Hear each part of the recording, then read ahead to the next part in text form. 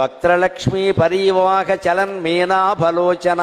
అమ్మవారి యొక్క వక్త్రం, ఆ ముఖం ఉందే, లక్ష్మీ పరీవాహం, లక్ష్మీ ప్రవాహంలా ఉంటుందట. అమ్మవారి యొక్క ముఖం లక్ష్మీ ప్రవాహంలా ఉంటుంది. మరి ప్రవాహం అనగానే అందులో చేపలు ఉండాలిగా, నీరు అనగానే చేపలు ఉండాలి కదండి. చేపలు లేకుండా నీరేమిటి?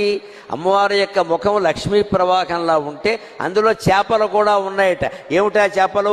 వక్త్ర లక్ష్మీ పరీవాహ చలన్ మీనాభలోచన. ముఖమంతా లక్ష్మీ ప్రవాహం అయితే ఆ ప్రవాహంలో అటు ఇటు సంచరించే చేపలే అమ్మవారి యొక్క కళ్ళు.